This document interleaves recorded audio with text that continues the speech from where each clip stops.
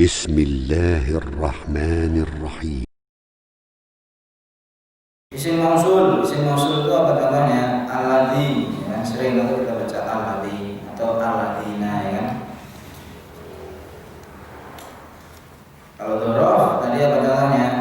Qabla sebelum, sesudah, ba'da, ya. Berikutnya isim mu'rab, ya sedikit lagi ya. Isim mu'rab yaitu isim yang akhirannya bisa berubah. Nah, ini ada 9 macam. Yang pertama isim mufrad, kata apa? Tunggal.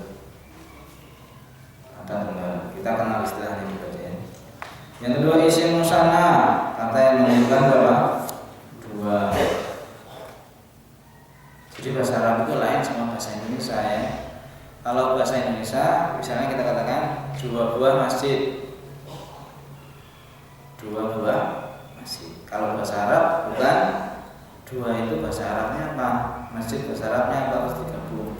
Bukan gitu ya.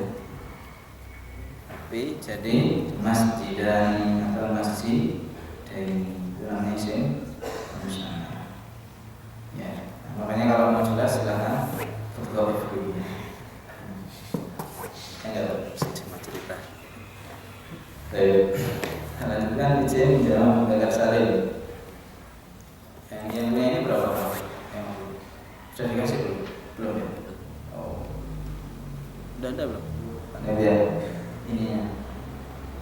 Yang ya? Yang pesan sudah dikasih? Belum? Katanya sudah dibawa. Ya nanti silakan bisa sendiri. Ya kita teruskan. Berikutnya isim jamak mudzakkar salim. Jamak mudzakkar salim itu jamak lelaki. Misalnya muslimuna, mu'minuna, al-kafiruna. Itu namanya jamak mudzakkar salim. Qul ya ayyuhal kafirun. Al-kafirun itu namanya jamak mudzakkar salim. Qad aflahal mu'minun, al-mu'minun namanya jamak mudzakkar salim. Jamak yang lebih dari 1. Kemudian ada namanya jamak perempuan, jamak muannas salim. Jamak muannas salim. Muslimatun misalnya, mu'minatun. Kemudian jamak taksir yaitu jamak yang tidak beraturan. Contohnya apa? Misalnya kitabun, apa nih kitab? Buku, jamaknya apa? Kutubun. Masjidun, jamaknya apa? Masajid. Itu namanya jamak taksir. Berikutnya adalah asmaul khamsah. Wah ini kalau nggak ada contohnya maksud saya. Asmaul khamsah isim-isim yang 5. Nah, pokoknya kenal dulu aja. Karena ini praktis saja ya. Kan yang penting kenal dulu istilahnya. Isim-isim yang 5. Berikutnya isim maksur. Jadi kalau bingung itu disimpan aja dulu. Isim maksur adalah diakhiri alif bengkok, ya, seperti Musa, misalnya kan akhirnya alif bengkok, Isa. Ya. Kemudian isim mangkus ini akhirannya ya lazimah, sebelumnya kasroh. Ya. Mungkin kalau yang baru belajar bingung ya. Ya nggak apa-apa. Memang biasanya orang itu semangat kalau bingung. Kalau sudah bingung itu semangat. Biar bingung gimana belajar. Ya. Ada lagi namanya isim layan sholih. Nah ini tidak boleh ditambahin, tidak boleh dikasih. Ya, bagian 7 saya kira kita lanjutkan. Kita masuk bagian 8. Nah, anggap saja ini sudah buku. Jangan mengalah. Bagian 8, i'rab pada fi'il. Ya. Fi'il tadi apa? Katakan saja. Ada yang akhirnya selalu tetap dan ada yang akhirnya bisa berubah. Fi'il yang akhirnya selalu tetap disebut fi'il mabni. Fi'il yang akhirnya bisa berubah disebut fi'il mu'rab. Nah, tadi kan kita sudah bagikan tadi apa bahaya tadi kata dibagi berapa? 3. Isim, fi'il, huruf. Isim dibagi berapa tadi? 2. Ada yang mu'rab, ada yang mabni. Yang mabni tadi ada berapa? 5. Yang mu'rab ada 9, ya kan? Nah, sekarang fi'il. Fi'il dibagi lagi. Fi'il dibagi berapa? 3. Ya, ada madi, amr, dan mudhari. Madi itu kata kerja lampau. Kalau fi'il madi ini ya, semuanya mabni. Semuanya apa? Mabni, akhirannya tidak bisa berubah. Demikian juga fi'il amr. Amr itu fi'il kata kerja apa? Perintah. Seperti misalnya ikra. Nah, itu kan sering kita dengar ikra, apa artinya? Bacalah. Ikra itu fi'il madi atau fi'il mudhari? Ikra fi'il madi atau fi'il mudhari? Bacalah berarti fi'il amr. Fi'il amr akhirnya selalu tetap mabni. Nah, kalau fi'il mudhari, nah ini masalahnya di sini, ada yang mabni dan ada yang mu'rab. Ya, kita lewati ya. Kita cari yang mudah-mudah aja dulu. Yang kenal. Bagian 9, penjelasan seputar isim. Nah, kalau ini insya Allah nggak terlalu susah ya. Isim ditinjau dari keadaan akhirnya dibagi 2, ada yang mu'rab dan ada yang mabni. Udah berapa kali tadi kan? Mu'rab akhirnya tetap. Mu'rab akhirnya bisa berubah. Ya. Mabni akhirnya tetap. Jelas tahu? Ya. Kenalan. Isim ditinjau dari jumlahnya. Nah ini yang kenalan dulu. Tak kenal maka tak sayang ya. Isim ditinjau dari jumlahnya, maka dibagi berapa? 3. Isim mufrad kata apa? Tunggal. Menunjukkan berapa kalau tunggal itu? 1. Kalau menunjukkan 2 namanya apa? Musanna. Kalau menunjukkan banyak, musanna. Sudah kenal? Sudah. Kenalan. Berikutnya isim ditinjau dari kejelasannya. Yang gampang juga gampang aja, tidak susah ya. Ditinjau dari kejelasannya. Ditinjau dari kejelasannya, maksudnya jelas tidaknya, maksudnya gimana? Tertentu atau belum tertentu. Itu dibagi menjadi 2. 1, isim ma'rifat. Ya, sering tahu kita mendengar ma'rifat. Nah, apa itu isim ma'rifat? Isim yang sudah jelas orangnya atau individunya. Misalnya Alkitab. Apa artinya Alkitab? Buku itu. Bedanya apa sama kitabun? Kitabun artinya juga buku. Alkitab buku juga. Bedanya apa? Kalau bahasa Inggris kan ya, kalau bahasa Inggris kan ada apa? The gitu kan. Jadi kalau Alkitab berarti the book. Kalau kitab berarti book. Tahu bahasa Inggris kan? Iya. Tahu bahasa Inggris. Nah, kalau yang pakai al tadi namanya ma'rifat, al masjid, al ustad, al dan lain-lain. Kalau nakirah itu nggak pakai alif lam. Misalnya kalau nama orang itu ma'rifat atau nakirah? Muhammad, Ali, Usman itu ma'rifat. Ya, kalau nakirah itu belum tertentu. Ya, kalau bahasa apa istilahnya? Indefinitif. Indefinitif. Ya, kalau tertentu definitif ya. Gitu ya pelajarannya. Udah lupa. Ya, kita lanjutkan. Ditinjau dari jenisnya. Nah, ini juga tidak susah. Ditinjau dari jenisnya, isim dibagi 2, ada mudzakkar dan muannas. Kalau mudzakkar itu jenisnya apa? Laki-laki. Kalau muannas jenisnya perempuan. Nah, yang terakhir di sini isim ditinjau dari asal usulnya.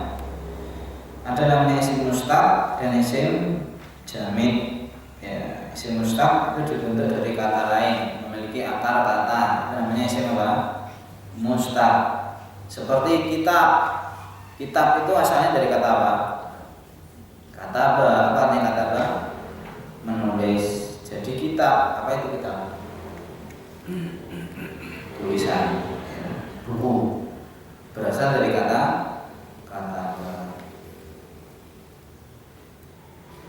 kalau isim jamid adalah tidak punya akar kata. Seperti apa contohnya? Singa, bahasa Arabnya apa singa? Asad, asadun, asad. Asad ini artinya apa? Singa, asadun, asadun. Punya akar kata tidak? Kalau antum cari, ada nggak? Asada artinya menyinga, gitu. Nggak ada. Ya. Ini namanya isim jamid. Ya, isim kalau bahasa Indonesia kata yang beku, ya. Kalau mustaq itu berarti ada asal katanya. Baik, terakhir yang sudah habis. Jadi intinya antum bisa paham tulisan-tulisan ini kalau antum ya nanti belajar. Kalau cuma ikut dua pertemuan ini nggak bisa baca kitab, kecuali sudah bisa. Penjelasan seputar fi'il. Fi'il kata apa? Kerja. Jadi untuk bisa baca kitab itu harus belajar, ya kan? Harus belajar. Fi'il kata kerja ini ditinjau dari jumlah huruf penyusunnya dibagi dua. Kalau terdiri asalnya 3 huruf namanya fi'il apa? Sulasi. Sulasi itu asalnya berapa? 3. Salasah 3. Ya. Kalau asalnya 4 namanya apa? Rubai. Arba'ah. Ya, rubai. Selain itu berdasarkan huruf penyusunnya fi'il juga bisa dibagi menjadi 2. Fi'il mujarrad dan fi'il apa? Mazid. Kalau mujarrad itu semua hurufnya apa? Asli. Semua hurufnya apa? Asli. Itu namanya fi'il mujarrad. Enggak ada huruf tambahan. Kalau yang ada huruf tambahan namanya fi'il mazid. Ya. Mazid. Ya. Kalau mau lebih jelas nanti belajar kitab Mu'tal. Berikutnya fi'il ditinjau dari keadaan akhirnya. Ditinjau dari keadaan akhirnya fi'il bisa dibagi 2. Mu'rab akhirannya bisa berubah, mabni akhirannya apa? Tetap. Ya.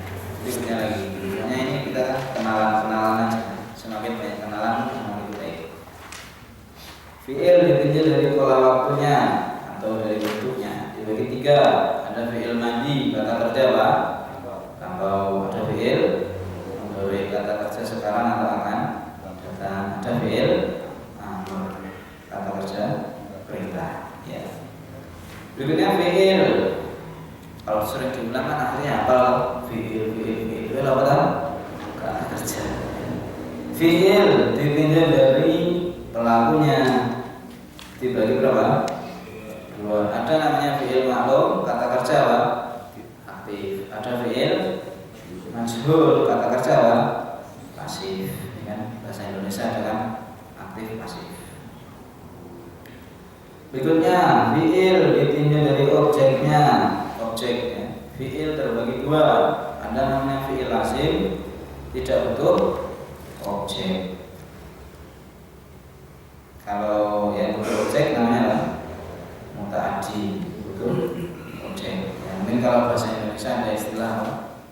Transitif dan intransitif. Kalau yang butuh objek transitif, kalau tidak butuh objek intransitif. Ya, cuma itu kalimat, kalau ini kata. Sedikit saya tambahkan, ini kurang ya.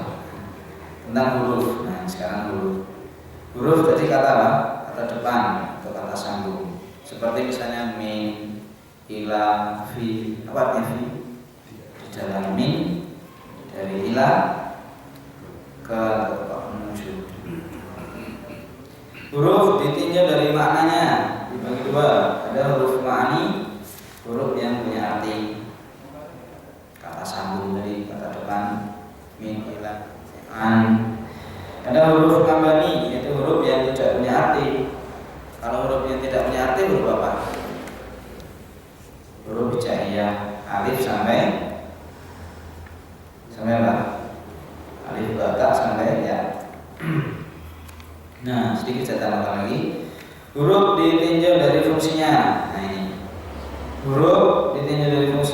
berapa? 3. 1. Huruf penasab. Nah, tadi kan kita sudah tahu dikit kan. Huruf penasab menyebabkan kata sesudahnya menjadi apa? Mansub, itu jadi fathah. Ada namanya huruf penjazam menyebabkan sesudahnya menjadi majzum sukun. Ada huruf jar menyebabkan kata sesudahnya menjadi apa? Majrur atau kasroh. Yang terakhir, huruf ditinjau dari kata yang dimasuki. Ditinjau dari kata yang bisa dimasuki, huruf terbagi menjadi berapa? 3. 1. Huruf yang masuk pada isim saja, seperti huruf apa? Jar. Huruf jar itu tadi misalnya min, ila, bi. Itu masuknya hanya kepada apa? Isim. Ada huruf yang masuk pada fiil, seperti huruf penjazam. Huruf penjazam itu apa contohnya? Lam, lam yalid wa lam yulad, sukun itu karena kemasukan lam. Yang terakhir, huruf yang bisa masuk pada isim dan fiil, seperti huruf athof. Contohnya apa? Dan, bahasa Arabnya apa? Wa. Bisa kan? Bisa. Jadi kalau ketemu wa, itu bacanya wa, jangan dibaca wu, jangan dibaca wi, bacanya apa? Wa. Apa artinya? Dan. Tapi kalau wal asri artinya demi waktu dibaca. Itulah bahasa Arabnya. Saya kira itu saja yang bisa disampaikan. Insya Allah ada kajian jam 9 bersama saudara Dewi. Jadi intinya dari majelis ini apa yang bisa kita dapatkan? Ya, kesimpulannya penting bagi kita untuk belajar bahasa Arab. Dan ilmu bahasa Arab ini kaidahnya ada pada ilmu nahwu dan ilmu sorof. Ya, makanya sering setelah disampaikan ilmu nahwu sorof ini seperti bapak dan ibu. Ya, kalau tidak ada bapak tidak ada anak, kalau tidak ada ibu tidak ada anak, harus ada bapak dan ibu. Ya. Makanya kalau orang belajar nahwu nggak belajar sorof tidak bisa baca kitab. Belajar sorof tidak belajar nahwu tidak bisa baca kitab. Harus belajar nahwu dan sorof. Ya, ini pentingnya. Ya, yang terakhir, sebenarnya ada materi di akhir itu bagian ke-20 tentang apa? Masalah niat. Nah, ini yang paling pentingnya. Rasulullah SAW bersabda, innamal a'malu binniyat wa innamal likulli imri'in ma nawa. Sesungguhnya setiap amal itu dinilai dengan apa? Niatnya. Dan bagi setiap orang akan mendapatkan balasan sesuai dengan apa yang dia niatkan. Jadi hendaknya kita ikhlas ya dalam menuntut ilmu, ya dalam rangka mencari keridhaan Allah Subhanahu wa taala. Saya kira itu. Terima kasih atas perhatiannya. Mohon maaf banyak kekurangan. Ya, tadi sekali lagi kalau ada yang mau fotokopi dari ini silahkan hubungi ya. Dulu kalau ada yang mau pesan CD tadi mungkin bisa tanya panitia mau siapa. Kalau mau belajar lewat internet bisa buka apa namanya badaronline.com ya. Ada di situ file yang bisa di download dan suaranya ada tulisannya badaronline.com kalau salah ya betul ya badaronline.com. Ada CD-nya juga tadi. Ya kita akhiri mudah-mudahan bermanfaat. Kita tutup. Subhanallah wa bihamdika asyhadu an la ilaha illa anta